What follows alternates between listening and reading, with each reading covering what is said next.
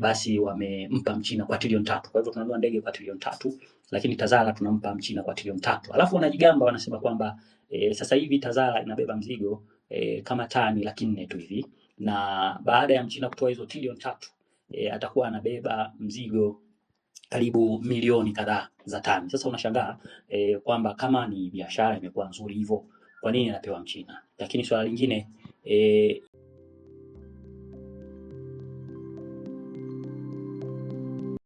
leo ni siku maalum kidogo. Kwanza ni space yetu ya mwisho kwa mwaka kabla ya mwaka mpya wenyewe, lakini ni space pia imebeba jukumu ambalo ni ukombozi wa nchi yetu. J1 haya ni maandamano ambayo kawaida ni yale tunasema maandamano ya Gen Z, maandamano bila kikomo, na yenyewe tutakuwa na mjadala wake. Lakini pamoja na kwamba tuna hilo jukumu kubwa, tumeona kwamba leo wawe ndege wawili kwa wakati mmoja. Kikubwa katika space za namna hii tutakumbushana ni mahali gani tumepita vizuri kwa mwaka huu, mahali gani tunahitaji labda kufix kidogo screw na kuvaa socks vizuri, sehemu gani ambayo labda tunaweza tukakopa kwa wengine, au ni masuala yapi ambayo sasa labda tuyaweke kama msisitizo. Kwa hivyo ni space itakuwa na mambo kadhaa, mambo mengi, bila kusahau hilo swala la maandamano Januari 1, siku mwaka mpya, na vijana wetu wameshatuonyesha njia kwa kiasi kikubwa sana.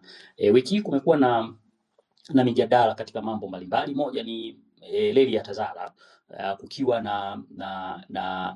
na mauzo ambayo yalisainiwa, ilianza huko Septemba, baadaye ikaja mwishoni mwa mwaka hapa, na Wachina wamefanikiwa rasmi kuchukua reli ya Tazara kwa dola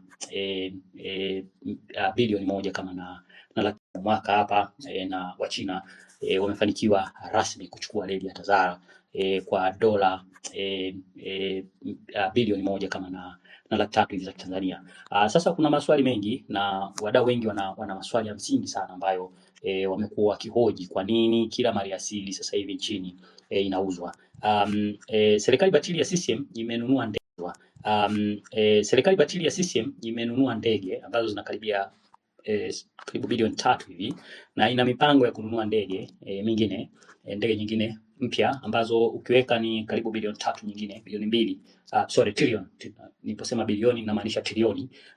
Na hizo trilioni wanazonunua ndege ambazo zimekuwa na matokeo mabaya sana kibiashara, kihistoria, lakini hata biashara ya ndege yenyewe. Kwa mfano kama nchi kama India, ambapo kuna ukuaji mkubwa sana wa soko la wasafiri kwa kutumia ndege, lakini bado kuna mashirika yanaingia hasara na yanafungwa kutokana na masuala mengi ambayo yaliyopo, standardi za ndege, tabia na masuala mbalimbali ambayo yana gharama za uendeshaji na kadhalika. Kuna masuala kuna ndege au mashirika yanapata faida, lakini kwa ujumla kuna hasara kubwa sana kwenye hiyo biashara ya ndege. Lakini ni biashara ambayo tunawenda kuwekeza trilioni 3 zinanunuliwa ndege mpya kwa madai yao. Hapo wanasema kwamba Tazara imefeli kutokana na uendeshaji, na kwa sababu hakuna chochote kitu, basi wamempa Mchina kwa trilioni 3. Kwa hivyo tunanunua ndege kwa trilioni 3, lakini hakuna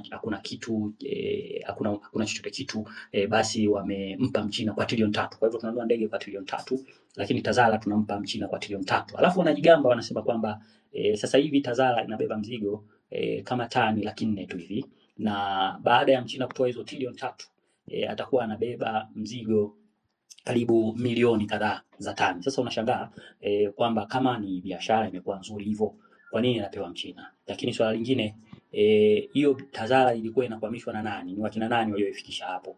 Kuna hatua gani zimechukuliwa? Yani kwamba haya mambo kwa nini yanafanyika namna hii? Kama serikali imeshindwa, je, kwa nini kwa kuwa labda na mfuko ambao kuna wazawa wanaweza kuendesha na ukawa na ushirika ambao ukaweza kusaidia shirika hilo likabaki mikononi, kwa nini sasa hivi hali hiyo ikafanyika? Hapo wasemi, lakini ziwa Tanganyika na lenyewe ni kama limebinafsishwa kwa Mchina kwa namna moja au nyingine. Tayari anajenga meli na ameshajenga meli 3 nadhani, jumla anajenga meli 4 kwa mkupuo, ambazo zitapelekea mzigo wa tani karibu 8,000 kwa siku, na mzigo huo unategemea upite kwenye reli ya SGR. Lakini tunaona kwamba kama wameshindwa kuendesha TAZARA ina maana moja kwa moja, kwa sababu zote ni reli, na kama wameshindwa kwa sababu hizo hizo huku, basi ina maana hata huu upande wa pili kitashindikana. Kwa hivyo tutegemee si muda mrefu tukaona Mchina au mtu mwingine yote akipewa reli ya kati. Na kuingia kwenye reli ya kati wiki hii abiria waliokuwa wamepanda reli hiyo ambayo wanasema reli ya kasi waliharibikiwa train na walilazimika kutembea karibu au zaidi ya kilomita 6 kwa ajili ya kupokelewa na treni ambayo ilikuwa linatoka upande wa pili, lakini mpaka wanafika kwenye huo upande wa pili hakuna treni, na ulikuwa usiku wa manane. Hakuna polisi aliyejitokeza hata mmoja kwa ajili ya kuzingatia ulinzi na usalama wa mali za hao abiria, kwa sababu wangeweza kukutana na vibaka, wangeweza kukutana na wanyama, wangeweza kukutana na chochote kile, basi wasingekuwa na msaada wa aina yote. Kwa hivyo hata polisi hawa ambao wanajifanya kwamba wao ni walinzi wa amani na usalama hawakuwepo. Lakini Dodoma imeonekana pia nauli zilishachukuliwa na treni hakuna, na utaratibu wa kuwarudisha watu nauli zao ulikuwa haupo pia. Kumbuke safari hizi kuna wengine wanafanya safari mara moja kwa mwaka, labda ameenda tu sikukuu, alikuwa ameenda kwao sikukuu, sasa anarudi, amekata tiketi, hakuna treni. Wengine anafanya labda mara moja kwa miezi 6. Kwa hivyo kama ile huduma haipo, anataka kuendelea na safari kwa mfumo mwingine, unakuta inakuwa changamoto. Yaani mfumo wa reli hauna hata ule utaratibu wa kibinadamu tu kwamba tayari umeshashindwa kutoa huduma, basi labda wale abiria haraka haraka waliokushalipa zile fedha za tiketi waulizwe, wale wanaotaka kurudishiwa basi warudishiwe fedha zao. Lakini mashirika mengine au nchi nyingine huwa kunapotokea, kwa mfano nchi za Ulaya na Marekani, kunapotokea reli imezidiwa labda kwa kutokana na mabarafu, hasa msimu wa baridi kali, huwa wanatafuta usafiri mbadala kama vile mabasi na kadhalika kwa ajili ya kuvusha, au inapotokea kipande fulani cha reli kinaharibika, basi wanawavusha abiria kutoka kipande hicho kilichoharibika mpaka kipande kingine kwa ajili ya kuendelea na safari zao. Lakini inaonekana katika hili shirika ni kama utaratibu hakuna. Ukishawapatia fedha ni kama kilichoenda kwa mganga vile, basi kinakuwa akirudi. Kwa hivyo kuna changamoto ambazo zipo za huduma ambazo ni kubwa, na changamoto hizi za huduma ndizo zimeua TAZARA, na bado ukiangalia namna ambavyo TAZARA imeweza kupata hizo changamoto, unaona kabisa hata huku upande wa pili si muda tunaweza tukashuhudia hasara iliyo kubwa, kwa sababu watu watakaokuwa wanapanda treni hilo ni labda wale ambao wamechanjiwa kabisa kwamba lazima nipande, au wale watakaokuwa wanalipiwa tiketi labda na serikali, matakwa ya lazima. Lakini tutaona kwamba shirika hili kwa namna linavyokwenda, yawezekana litapoteza abiria kwa kiwango kikubwa sana. Kwa Afrika Mashariki tuko peke yetu ambao tumejenga standard gauge au SGR. Tuna wenzetu wa Kenya ambao treni lao tunaona pamoja kwamba ni la diesel, sisi tukitumia umeme.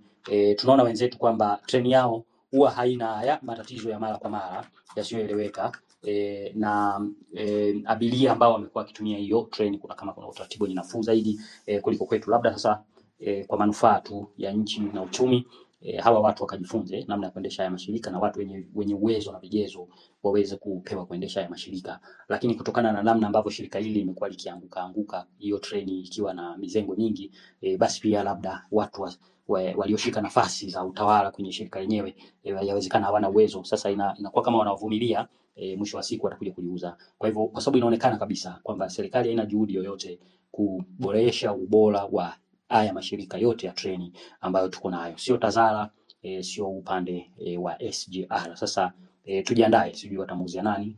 Siku hizi ni kati ya Mwarabu au Mchina anakuja anajichukulia kwa bei nafuu kisha anapambana nayo. Na tukumbuke ni serikali hii ambayo imeshindwa kukusanya nauli kwenye mwendokasi, pamoja kwamba kuna teknolojia kubwa sana ya ulipaji na ukusanyaji nauli, lakini wameshindwa kuendesha mwendokasi. Kwa hivyo tutegemee yale yanaweza kutokea kwenye huo upande wa reli. Na Mwigulu amezungumza mambo kadhaa. Ni mtu anayechosha kidogo, hapo muhimu kukumbushana, maana pamoja kwamba hao wenda wazimu wako huko, ni muhimu kujua namna fikra zao ziko. Anasema kwamba hakuna haki bila wajibu. Sasa ni kauli ambayo inaendana zaidi kujaribu kuonyesha kwamba labda kuna watu walikuwa wanawajibika ili wasiweze kuuawa, na hili swali linabaki kuwa kubwa sana kwamba unazungumzaje haki bila wajibu. Tuchukulie kwamba hoja yake yeye kwamba waliokuwa wameandamana wamefanya uharibifu, lakini swali linakuja, wajibu uko wapi? Uko kwenye kuuawa? Upo kwenye kupelekwa mahakamani? Na wajibu wa polisi uko wapi? Kuua watu au kukamata? Yani ni kama anajichanganya kwenye kile anachokizungumza, na inaonekana kabisa ni dhahiri sasa hivi ni kama vile damu zimewapanda kichwani baadhi ya hawa waliopewa vyeo na Samia baada ya mauaji, kwa sababu maswali wanaoibua na maswali wanayouliza yanaelekeza vidole vingi kwao na yanaacha maswali ya msingi zaidi yao, kwamba inakuwaje sasa tukawa na serikali ambayo inaua watu afu inawaambia kwamba walikuwa na wajibu. Lakini mwaka huu 2025 kumekuwa na matukio mengi mwanzoni mwa mwaka chama cha Chadema kilifanya uchaguzi uliopelekea aliyekuwa mwenyekiti wa miaka kadhaa hapo Chadema kuondolewa, Freeman Mbowe, na baadaye Tundu Lissu akawa amechaguliwa kuwa mwenyekiti wa Chadema, na ni tukio la kihistoria. Kuna picha za ukumbusho ambazo zinaonyesha vijana walikuwa wamelala nje pale wakilinda kura, yani kuhakikisha kwamba mshindi halali anapatikana.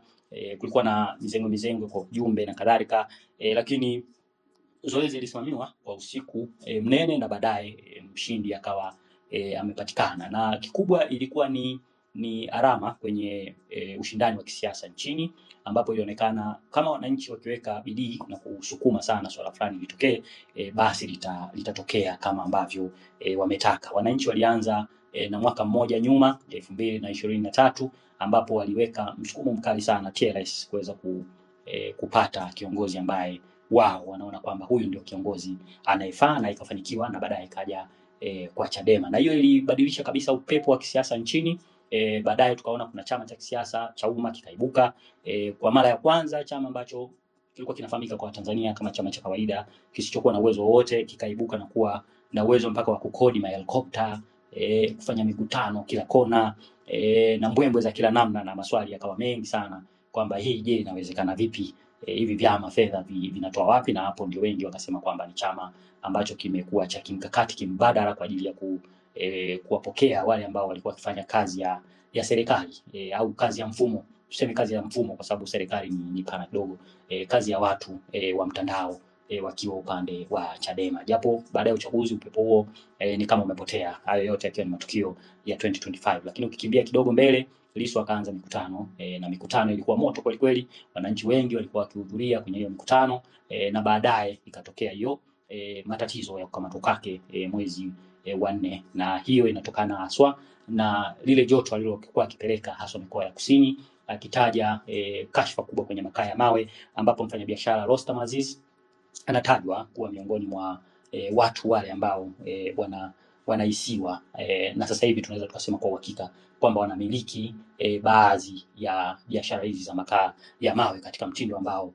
haukueleweka kabisa. Baadaye alikuja kujieleza sana kwa namna gani alivyoweza kuyapata hayo makampuni ya makaa ya mawe na hivyo vibali, kuonyesha kwamba kulikuwa kuna uhalali wote, lakini pia polepole alituelezea mambo kadhaa kuonyesha kwamba madini yale namna yalivyopatikana basi ni kwa bilioni 5 tu mtu akawa amenunua kila kitu kwa ajili ya kujineemesha kwa muda ambao haujulikani, na kiuhalisia serikali ilikuwa na nafasi kwa ajili ya kununua na kuendeleza migodi hiyo ya makaa ya mawe, lakini yakapotea kwa mfanyabiashara huyu Rostam Azizi. Lakini ukisonga mbele zaidi, uchaguzi ukafanyika lakini mwanzo wananchi wakasema no reform no election, na hakuna kampeni iliwahi kufanyika, kampeni kubwa nchini ukiondoa kampeni za ukimwi labda na malaria na zile kampeni alizofanya Mwalimu Nyerere kupambana na ujinga na maradhi.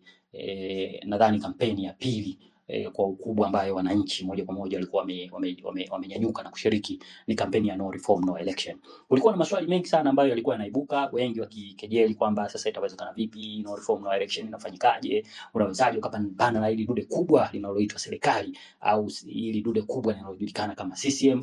Wengi wakiwa wanasema basi tupeni hata mchoro unavyokuwa, lakini mara nyingi wakuwa kielezwa wananchi wanasema no reform no election, lazima zibadilishwe sheria kwa ajili ya kuingia kwenye uchaguzi.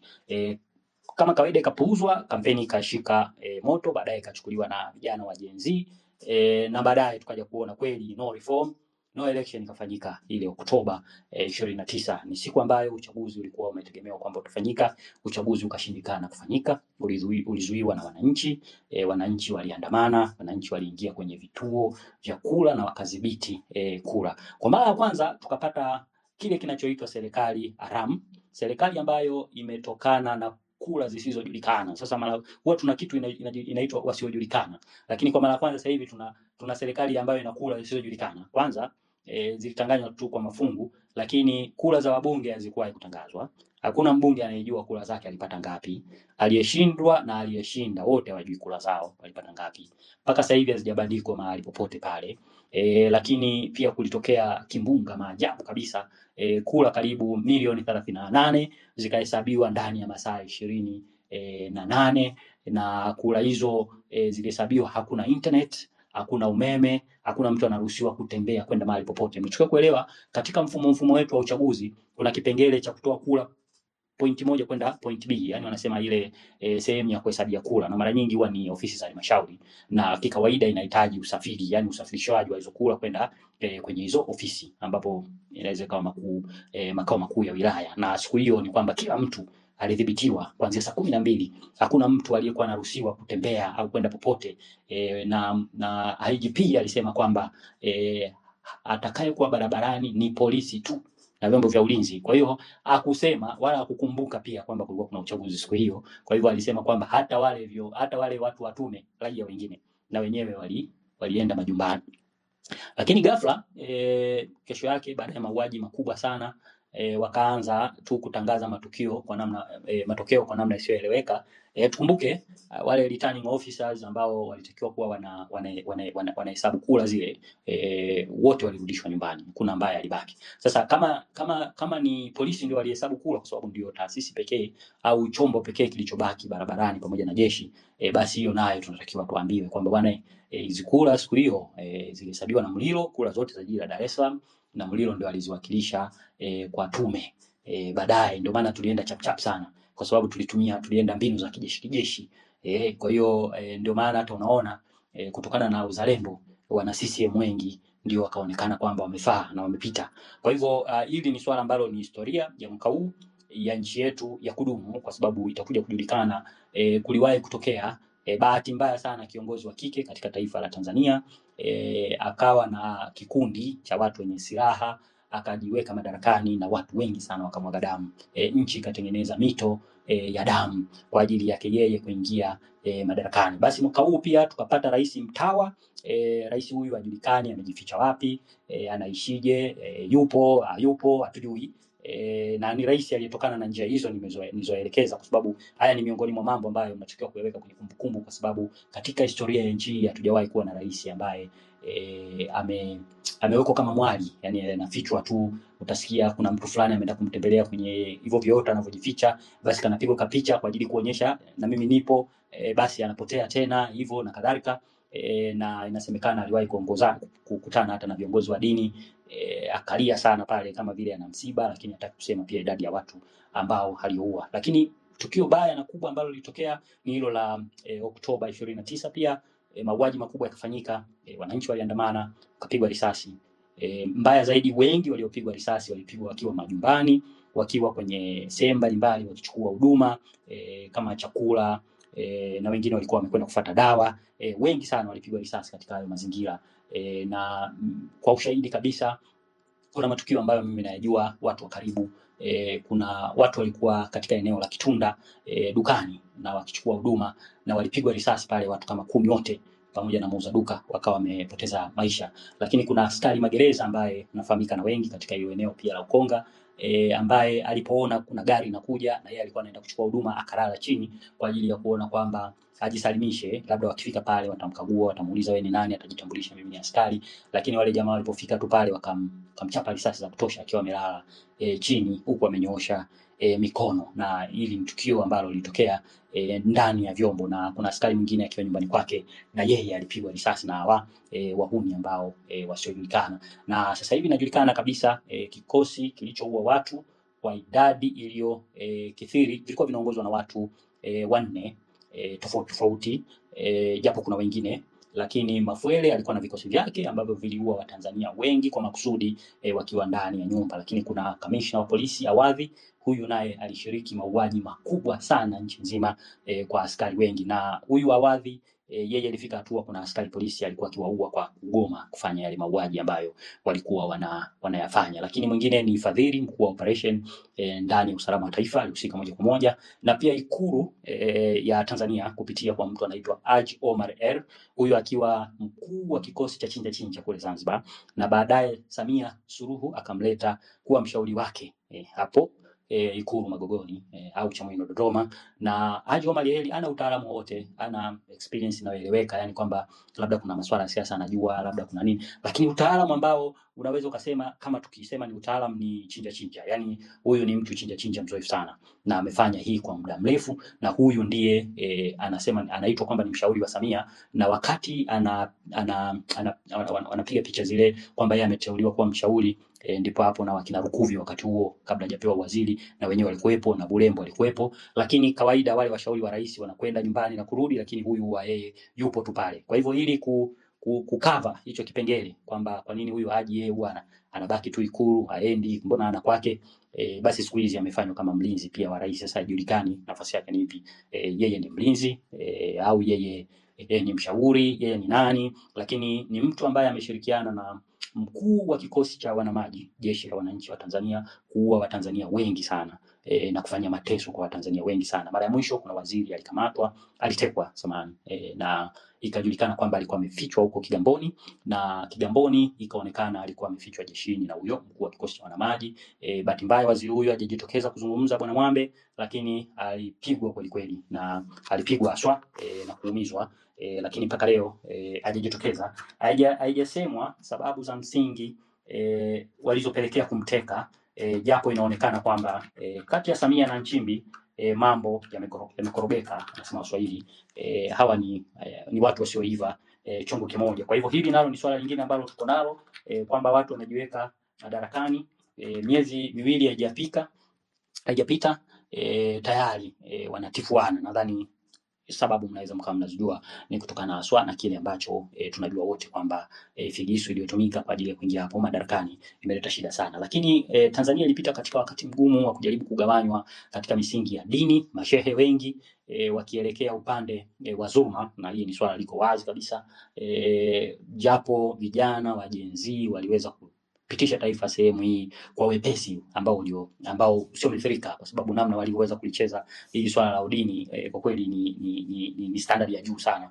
kiasi kwamba lilipotea pasipo hata kabla ya kwanza likawa limeshapotea kama lilivyokuwa, na ikabaki tu kuna mashehe wanazungumza hivi, lakini kuna viongozi wa upande wa Kristo hasa teki wakizungumza kuhusiana na haki. Na kikubwa lazima tuelewe kwamba misingi ya dini zote ni haki, kama ni utawala bora, mambo kama ni uwajibikaji, na kwenye wako humo. Kwa hivyo uwezi ukatenganisha dini yoyote ile, iza Uislamu au Kristo, na misingi ya haki au uwajibikaji. Ukishafika hatua umekosea, basi itakulamba. Na nadhani wengi mnajua kwa mfano kisa cha Daudi, masuala tu madogo madogo haya, akajikuta amependa mke wa mtu Uria, akamtanguliza vitani, kikamlamba. Na katika vitabu ukisoma mpaka Musa mwenyewe ambaye alikuwa ni mtu pekee ambaye alizungumza na Mungu kupitia moto, lakini ilipofika hatua hakutenda vile ilivyopaswa, akawajibika. Kwa hivyo swala ambalo ni kubwa ambalo linaonekana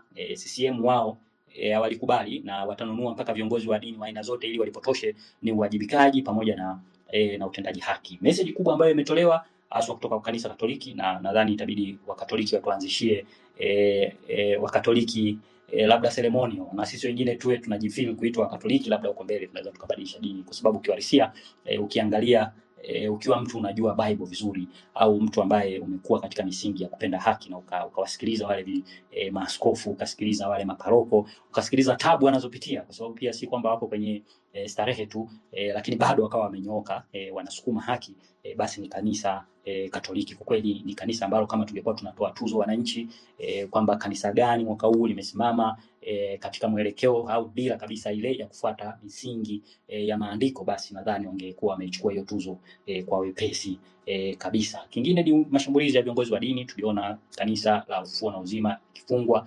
kienyeji na kiajabu ajabu, sadaka zikaibiwa hapo. Baadaye serikali ilipofungua nasema kwamba sadaka hakuna, paka vitu mbalimbali ambavyo paka viti vile vya kufanyia ibada pale vikawa vimeibiwa, lakini Father Kitima akawa ameshambuliwa vibaya sana. Na shambulio hili lilianza kutishiwa na mwana CCM ambaye sasa hivi amefichwa mtandaoni hayupo, lakini naamini atakuwa tumebadilisha account. Lakini yeye alisema Kitima kwa mazungumzo aliyokuwa anayafanya tayari ameshaingia kwenye 18 za CCM na watamshughulikia. Na baada ya siku kama 3 hivi basi Father Kitima akawa ameshambuliwa na wakakamata kijana mmoja aliyekuwa akitumikia kanisa hapo, au ambaye ni mtu alikuwa amezoea kwenda sana pale kanisani, wakitaka kujaribu kumbebesha lile zigo kwamba yeye ndo amefanya swala hilo, lakini kanisa Katoliki likasema linamtambua huyo sio mhusika. Mpaka leo ule upelelezi na wenyewe umepotelea mbali, hakuna chochote kinachoendelea kwa sababu nadhani mnajua ukiendelea ina maana utakuwa unawahusu wasio julikana. Humphrey Polepole aliibuka kwa namna yake, lakini baadaye Samia akawa ametuma vikosi na kumpoteza. Mpaka sasa hivi Butiku hajatoa kauli yoyote kuhusiana na tuhuma za yeye kuhusika na upotevu wa Humphrey Polepole, kwa sababu tuhuma ambazo zilizopo ni kwamba yeye alikuwa anajua. Kwa hivyo alitakiwa walau awe ametueleza umma kwamba je, ni kweli alikuwa anajua alipokuwa Humphrey Polepole, ni kwa namna yoyote aliwahi kuwasiliana naye, kama ni kukana, kutudanganya, vyovyote vile sisi hatujali, lakini Mzee Butiku ametajwa sana kwamba alikuwa na uswaiba wa karibu na Humphrey Polepole. Siku Humphrey Polepole amepotea ni siku alikuwa ametishia kwamba kuna wazee tayari washapewa mpunga, na mpunga huo ni kwa ajili ya kufanya maridhiano. Na nadhani nimemuona Mzee Butiku akifanya hayo masuala hapo Dodoma, na walikuwa wamepangwa kwa ajili ya uchaguzi uendeshwe vyovyote vile, alafu baada ya uchaguzi au wazee wataibuka na kuanza kupanga watu kwamba tufanye maridhiano. Kwa hivyo ukiangalia, kwa sababu Polepole alisema hicho kitu nyuma sana, baadaye tumekuja tumemuona Butiku kwenye hiyo sura na walitajwa wazee, na alisema wengine anaheshimiana nao lakini ni wazee ambao wamefanya mambo ya ajabu.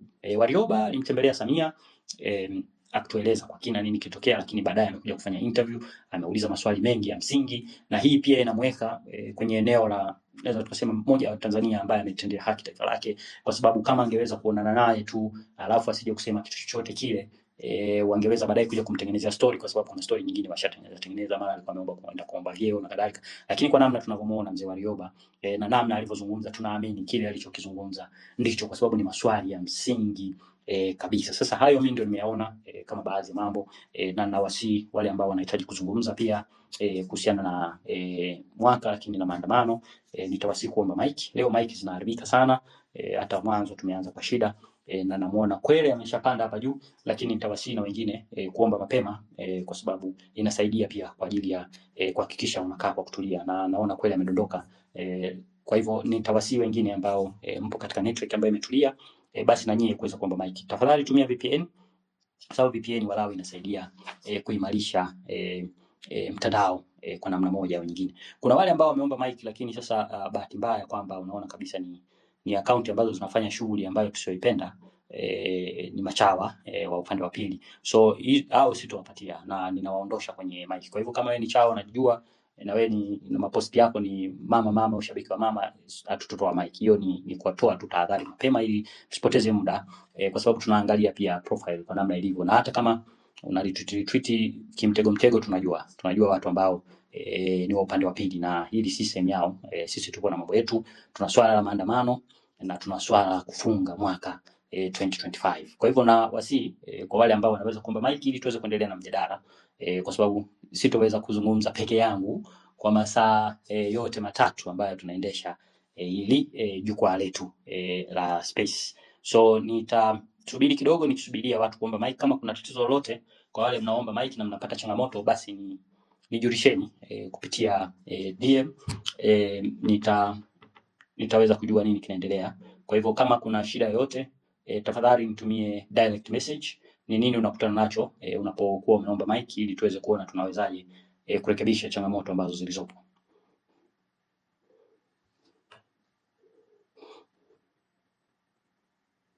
Karibuni sana wadau kwenye mic.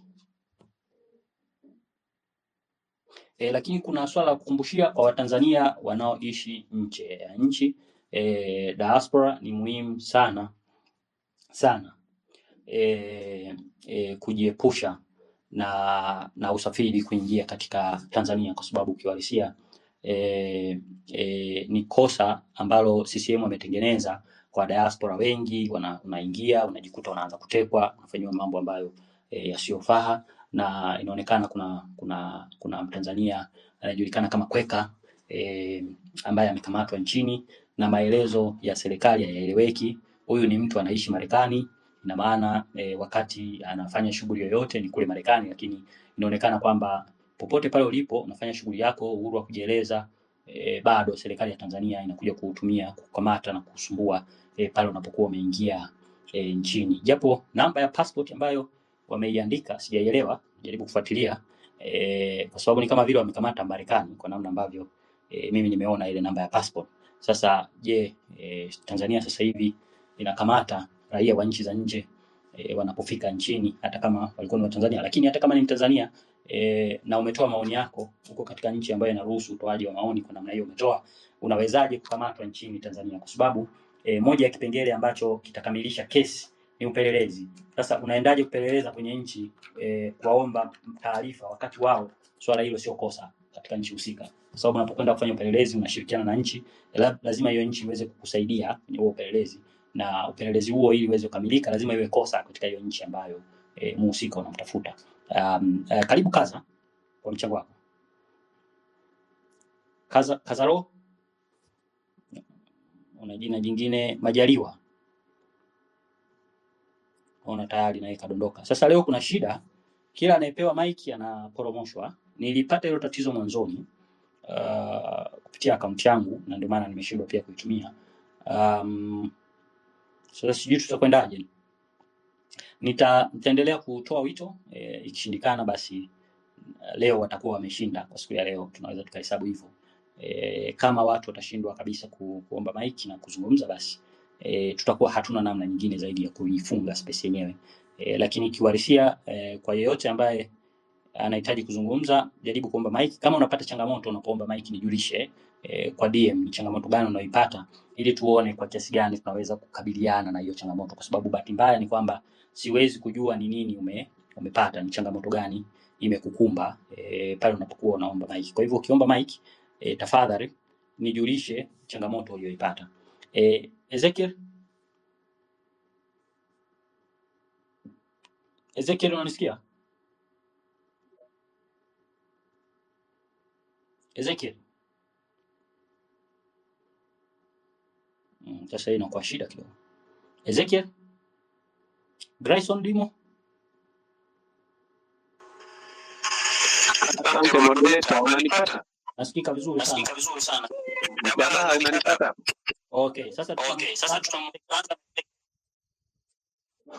Karibu Ezekiel, alafu atakuja Grayson. Nasikika. Unasikika Ezekiel, karibu sana. Nakusikia. Ezekiel, shida sana. Karibu kwa mchango. Jamani, nasikika? Unasikika? We, mbona kama kwenye space unasikika? Unasikika Ezekiel? Kazi hapa. Nasikika. Nasikika hapo? Okay. Unasikika? Unaweza kuendelea kuzungumza? Nasikika hapo Mshaba. Unanisikia? Jamani. Grayson? Ezekiel, tulikuwa tunafikia nimekutoa mic watu sikizana. Kwa hivyo ukiomba tena inaweza. Grayson, unanisikia? Nakusikia nini? Karibu sana. Habari za leo Mshaba? Salama kabisa. Unaendeleaje? Poleni.